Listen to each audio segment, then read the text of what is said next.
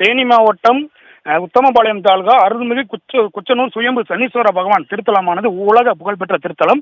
இந்த திருத்தலத்தில் இன்று முதலமைச்சர் மு.க. ஸ்டாலின் சார்பாக கோயில் திருப்பணிகளுக்கு மண்டபம் கட்டுவதற்காக 2,82,00,000 ரூபாய் மதிப்பீட்டில் காணொலி காட்சி வாயிலாக பூமி பூஜை நடைபெற்றது. இந்த சூழலில் இதற்கு வருகை தந்த திமுக எம்பி தேனி பாராளுமன்ற உறுப்பினர் தங்க தமிழ்ச்செல்வன் வருகை தந்திருந்தார்.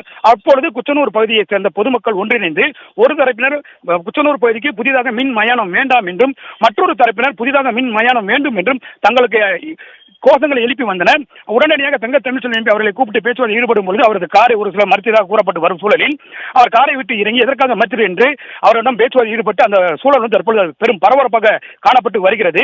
தொடர்ந்து பார்த்தோம் என்றால் காவல்துறையினர் குவிக்கப்பட்டு அவர்களை சமாதானப்படுத்தும் வேலையில் ஈடுபட்டு வருகின்றனர். தொடர்ந்து போராட்டக்காரர்களும் தங்க தமிழ்ச்செல்வன் வாக்குவாதத்தில் ஈடுபட்டு வரும் சூழலால் கோயில் வளாகம் முழுவதும் பொதுமக்கள் கூடி உள்ளார்கள்.